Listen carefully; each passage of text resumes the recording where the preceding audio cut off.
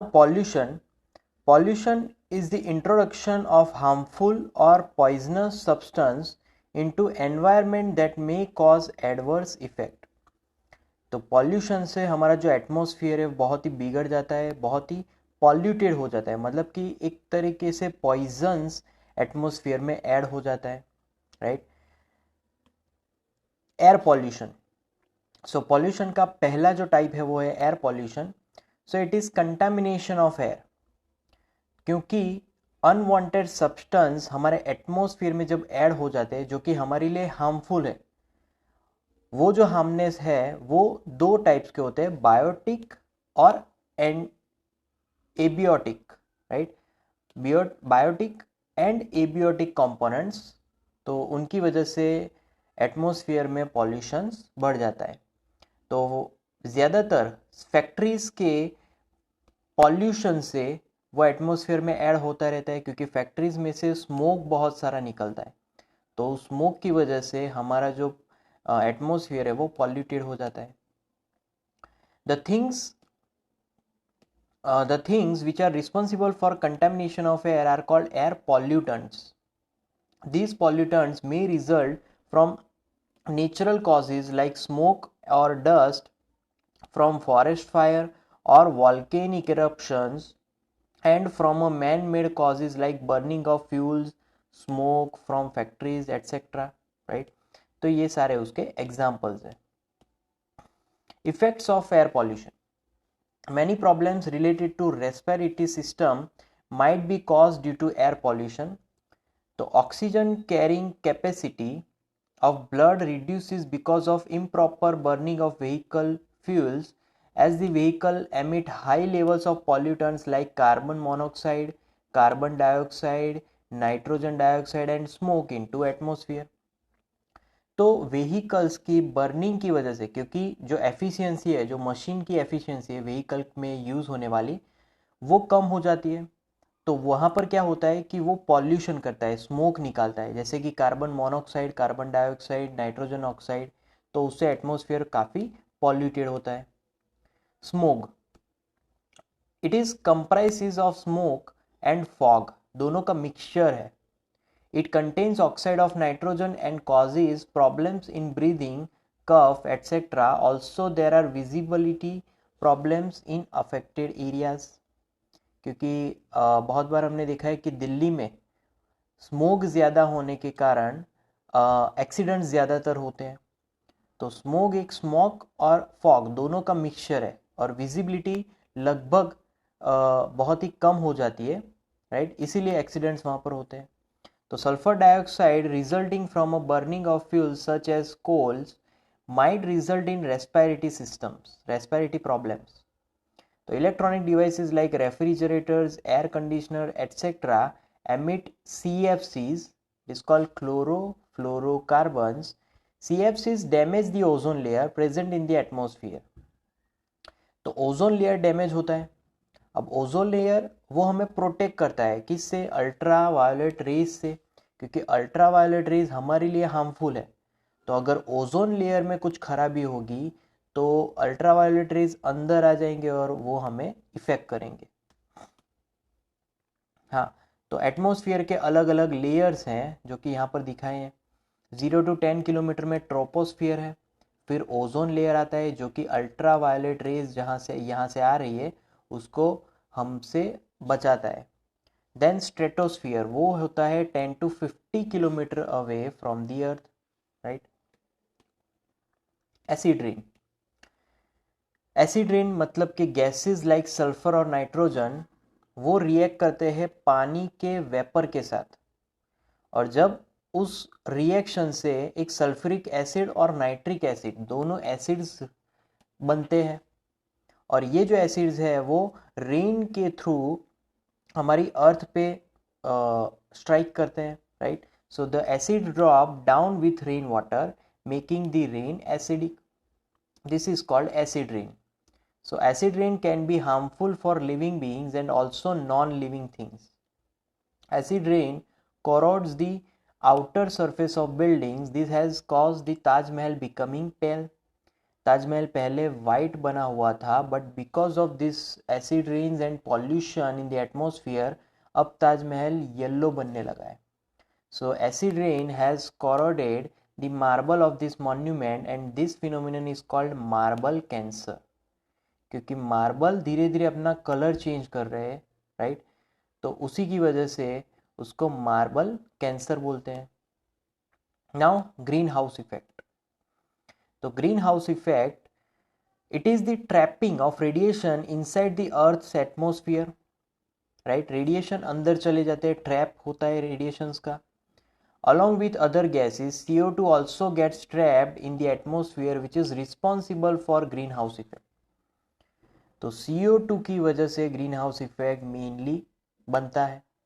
तो because of human activities, the amount of CO2 level has increased in the atmospheric which traps heat and does not allow heat to escape into space. As a result, the average temperature of the Earth's atmosphere is gradually increasing. This is called global warming. तो CO2 और जो सन की radiations है, इन दोनों के mixture की वजह से हमारा जो टेम्परेचर है वो बढ़ता रहता है और ग्लोबल वार्मिंग की जो इफेक्ट है वो आएगी इससे, राइट. तो टेम्परेचर आप देख सकते हो कि time to time, year by year temperature 1 degree increase होता जा रहा है. तो इसकी वजह है green house effect. Now global warming. Global warming can cause sea levels to rise dramatically in coastal area have been flooded. तो आइस पिघलती है क्योंकि ग्रीन हाउस गैसेस बढ़ गए हैं जैसे कि CO2. तो ग्रीन हाउस गैसेस अगर बढ़ गए हैं तो वो टेम्परेचर को ज़्यादा एब्जॉर्ब करेंगे, मतलब कि जो सन रेडिएशन है वो ज़्यादा एब्जॉर्ब होगा. अगर सन रेडिएशन ज़्यादा एब्जॉर्ब होगा तो टेम्परेचर इंक्रीज होगा, टेम्परेचर इंक्रीज होगा तो यहाँ की जो आइस है वो मेल्ट होती जाएगी. अगर वो ज़्यादा मेल्ट हुई तो ये जो ओशन का लेवल है वो बढ़ता जाएगा. Key points to prevent air pollution. Trees take up carbon dioxide and release oxygen, ये हमें पता है. तो इसीलिए हमें ज़्यादा से ज़्यादा ट्रीज का प्लांटेशन करना चाहिए. So planting more number of trees will reduce the amount of carbon dioxide responsible for green house effect. तो अल्टीमेटली अगर हम ट्रीज को ज़्यादा से ज़्यादा प्लांट करें तो ग्रीन हाउस इफेक्ट की जो इफेक्ट है हम उसको कम कर पाएंगे. We should use CNG instead of petrol and diesel in automobiles. क्यों? क्योंकि CNG धुआं कम करेगी, पेट्रोल डीजल धुआं ज़्यादा करती है, राइट. तो CNG बहुत ही अच्छा होगा. Avoid unnecessary usage of vehicle, try using public transport more. तो पब्लिक ट्रांसपोर्ट ज़्यादा यूज़ करेंगे जिससे कि इकट्ठा कम स्मोक निकलेगी, right. Then location of factories and industries must be in remote areas to avoid problems resulting from air pollution. तो factories और इंडस्ट्रीज उनको एक ऐसा एरिया प्रोवाइड कर देना चाहिए कि जहाँ पर रेसिडेंशियल एरिया ना हो. और natural resources like solar energy, tidal energy etcetera should be used. जितना हो सके हम लोग नेचुरल एनवायरनमेंट को यूज़ करेंगे तो वो हमारे एटमॉस्फेयर के लिए ज़्यादा अच्छा रहेगा. Water pollution. The addition of undesirable and unwanted material in water which makes water harmful for biotic and abiotic components is called water pollution. The things which pollute the water are known as water pollutants. Example including washing of clothes, industrial waste from factories, right. जो भी हम लोग कूड़ा कचरा डालते हैं वो सारे वाटर पॉल्यूटेंट्स हैं. Potable water. The water which is convenient for consumption is known as potable water. जिसका कंजप्शन कन्वीनियंट की ट्रिक से हो सके वो पोर्टेबल वाटर है. How water is purified. Various physical and chemical method in this sewage treatment plants and municipal bodies help to clean water before discharging it into water bodies and households. We also construct the water filter with simple everyday materials. तो कैसे water को purify किया जाए. First take a plastic bottle and cut into 2 halves at the center. एक bottle को exactly बीच में से हमें कट कर देना है. use the upper half as a funnel by putting it upside down in the lower half, right, उसको उल्टा कर देना है, जैसे कि उसका जो टिप है वो नीचे आ जाए. Make layers in it with paper napkin or a fine cloth followed by cotton, sand and then gravel. Now pour dirty water through the filter and observe the filtered water, right. तो ये water purification का एक method था. Now effects of water pollution. River Ganga is one of the 10 most endangered rivers in the world. Large quantities of garbage, untreated sewage, dead bodies and many other harmful things are discharged into the river. All these have resulted into adverse conditions for the aquatic animals residing in Ganga. So इसीलिए गंगा जो river है उसको हर साल clean किया जाता है. The harmful chemicals like arsenic, lead, etc. discharged by various industries have led to many bad effects like impure water, acidity, changes in water, etc. The usage of pesticides and weedicides in the field gets mixed with water bodies during rainfall. Indeed, this water seeps into ground and has polluted groundwater too. Right? क्योंकि जो गंदा पानी है हम लोग जमीन पे अगर डालेंगे तो जमीन भी वही पानी सोख लेगा. Various diseases like cholera, diarrhea, jaundice, etc. result from water pollution.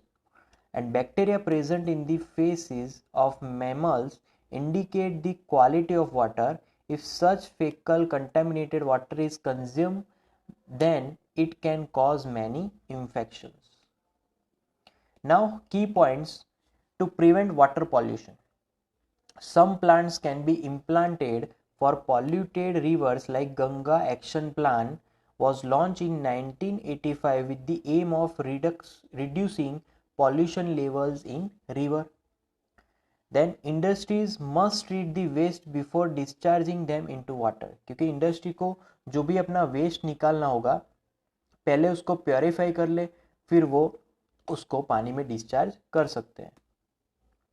At household level, candle type filter can be used. Moreover, water must be boiled for drinking as it kills the germs inside the water.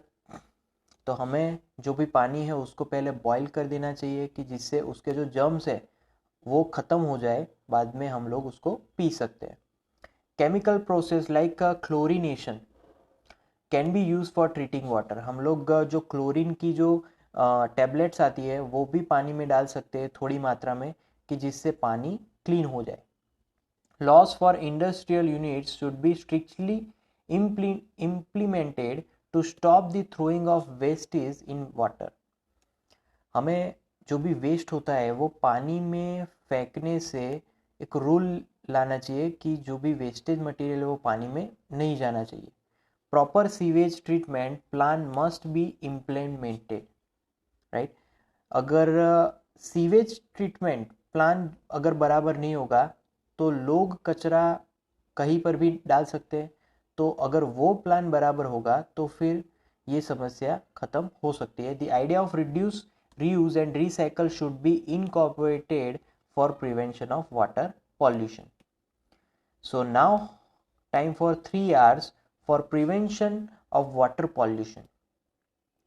तो हमें पता है कि यहाँ पर जो भी garbage हो रहा है उसको कैसे रिड्यूस करें, उसको कैसे रिफ्यूज़ करें और रीयूज़ करें.